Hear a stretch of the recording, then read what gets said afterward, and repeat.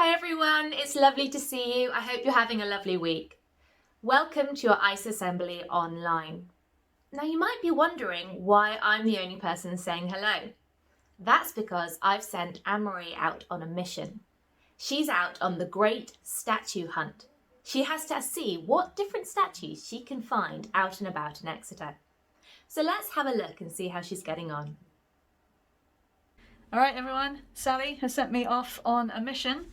I've got some statue drawings, I've got some maps, I've got a brolly because it looks like it might rain on me, and I'm off on a quest. So let me gather up my bits and pieces and we'll say see you later to Sally. Bye, have fun! Alright, and let's go!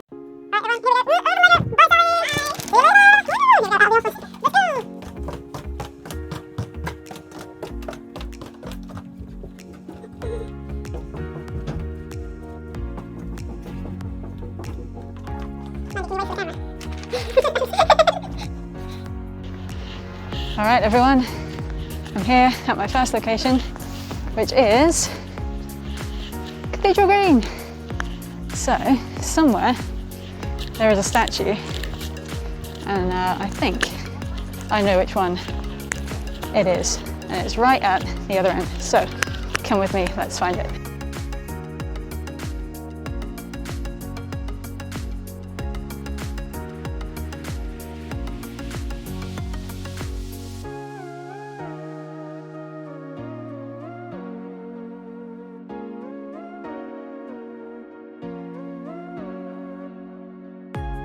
Okay everyone, I think that's the dude. Oh, wind, cooperate, there we go. Okay, so I found the first statue. Hey, excellent job, go me. We're off to find another one. So here we go, let's go. Ooh, into the Guildhall we go. There's a long line of people waiting for their Gregs. Well, it's lunchtime. I'm actually feeling quite hungry. It's good motivation to find these statues. If I find them all, I can have my lunch. There are some cool rainbows. I haven't been in town in ages. This is quite exciting. Bit of an adventure. Let's go outside, because Sally gave me a clue to say the statue would be outside. So here we are, outside. I'm going to hunt for the next statue. Oh, I think I found it. I think it's down here. I'm trying to avoid all the people and the pigeons. It's quite busy today, but hold on a second, everyone. Da da da da.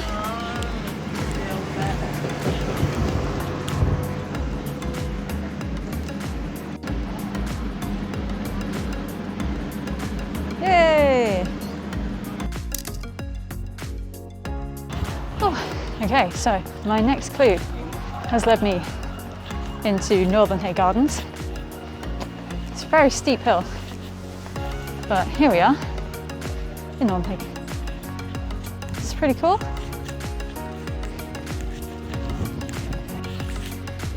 Now, it's a very cool statue, but it's none of the ones that I'm looking for according to these clues, so we have to keep looking.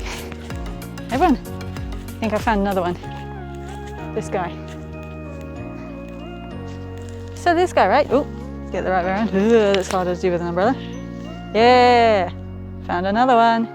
We're doing good. Okay, everyone. I think we're doing pretty good. I'm on my way, following my clues. Ooh, I'm nearly hitting myself with an umbrella. Steady now. Don't get too excited. Loud car. It's the hazards of filming outside, everyone. Okay, I'm on my way to my next statue. I will tune back in when I've found it, hopefully, if I find it. You probably can't hear me because there's an awesome busker who's playing great music, but I found the next statue. So hold up.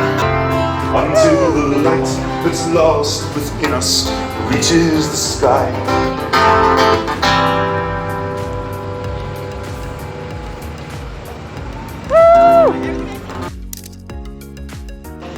Oh, okay. that was cool. We found another statue and we're on the way, following our clues once again to our next target, which is up the road, I think, and I hope, unless Sally's been really tricksy. But she wouldn't do that to me, would she? Anyway, we're off. Okay everyone, now I think I found the next statue, but it's a bit of a tricksy one. You see, it's not on the ground around me. It is in fact above me. There it is. How cool is that? Okay everyone, we're hunting for the next statue. So far so good, I think. We haven't been rained on, which is nice.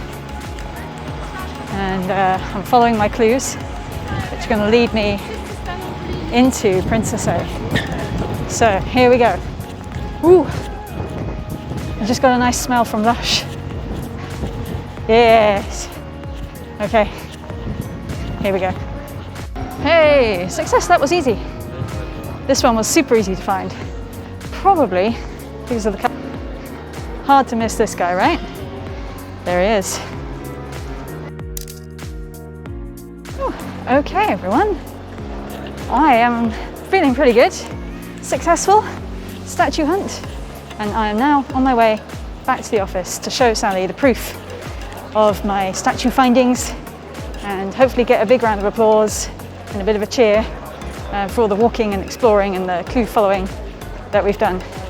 So, come with me back to the office. Okay, I know we said we were going back to the office, but actually,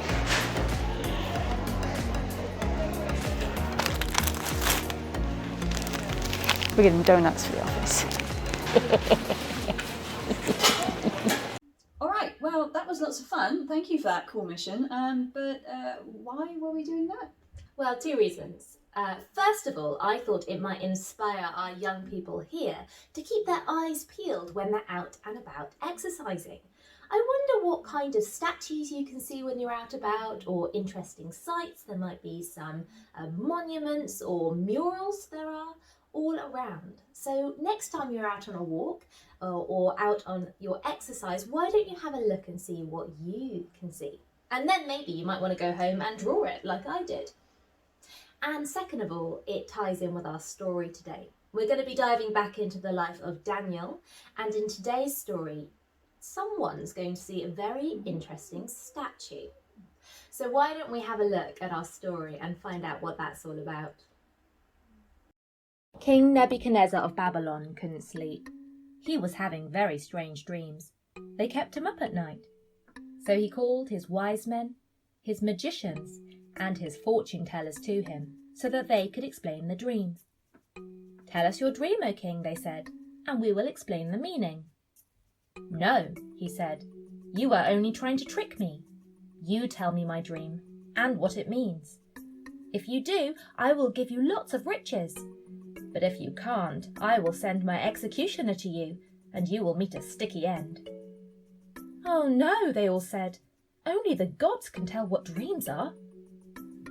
Well, hearing that, Nebuchadnezzar was very angry, and he sent his executioners out to round up all of them and put them to death.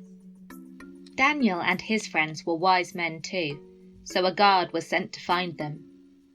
But Daniel spoke with wisdom and skill. He asked to schedule an appointment with the king so that he could tell him what his dream meant. The guard agreed and went to make the appointment. Daniel met with his friends and told them everything that was going on. He asked them to pray for him, to ask God to be merciful, and that he would give Daniel the answer so that he could save all of their lives. That night, while Daniel was asleep, God explained the dream to him and what it meant. When Daniel woke up, he praised God and said thank you to him for showing him the secret of the king's dream. Daniel was taken to the king, and the king asked him, "Are you able to tell me what I dreamed and what it meant?" Daniel replied, "No wise man, magician, or fortune teller can explain it to you. But there is a God in heaven who explains secret things, and he has shown you what will happen in the future." Then he described the king's dream to him. In your dream, you saw a huge, shiny, and frightening statue in front of you. The head of the statue was made out of pure gold. The chest and arms were made out of silver. The stomach and the tops of its legs were made out of bronze. The bottom of its legs were made out of iron, and its feet were made out of iron mixed with clay. While you were looking at the statue, you saw a rock that wasn't touched by any person. It hit the statue's feet and smashed them. Then the iron, the clay, the bronze, the silver, and the gold all broke to pieces at the same time. They fell into dust and were blown away by the wind. Then the rock that hit the statue became a very large mountain that filled the whole earth. After he told the king what his dream was, he explained what it meant. He told the king that he was a great king over a great kingdom, and that God had given him all of his power, his strength, and his glory. He was like the golden head of the statue. Each part of the statue was like the other kingdoms that would come after his, striking like silver, vast like bronze, strong like iron, mixed like iron with clay. Until, during the last kingdom, God would set up another kingdom that will never be destroyed or given away. That kingdom would bring all the other kingdoms to an end, but the kingdom itself would last forever. You saw a rock cut from a mountain, but no human being touched it. The rock broke the iron, bronze, clay, silver, and gold to pieces. In this way, the great God showed you what will happen. The dream is true, and you can trust the explanation. King Nebuchadnezzar was amazed, and he said, "Truly, I know your God is the greatest of all gods. He tells people about things they cannot know. I know this is true because you were able to tell these secret things to me." Then the king gave Daniel many gifts and put him in charge of all the wise men in Babylon. Okay, so I love Lego. It's such a good thing to play with. You can build all sorts of things, you can take things apart, put them back together in lots of different ways, creating anything that you can imagine. And it's also a really good tool for helping us to understand today's story. In King Nebuchadnezzar's dream, he saw lots of different kingdoms.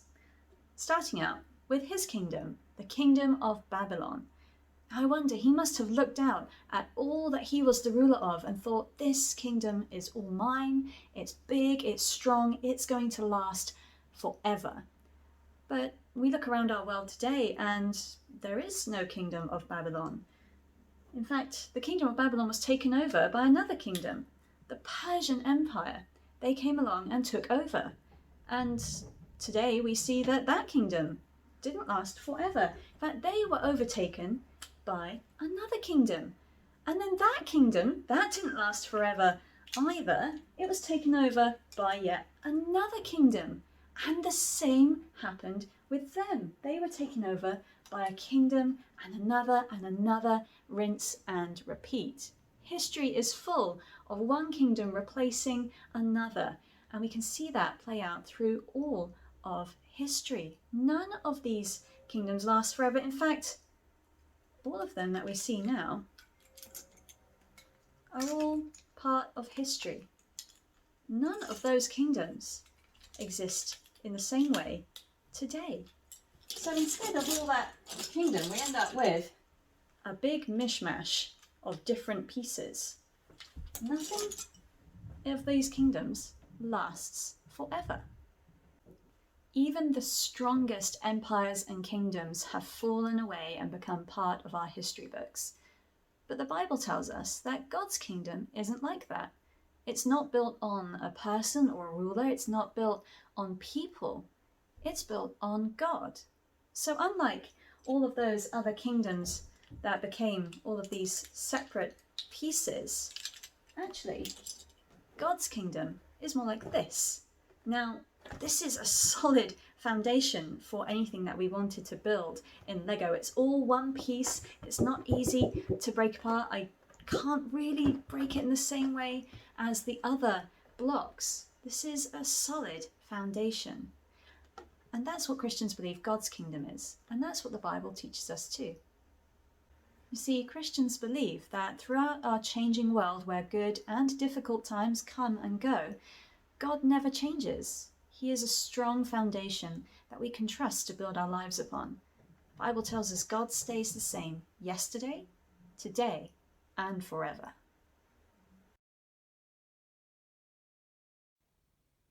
So today, as we have our reflection and prayer time, why not take some time to think about where you go to in times of change?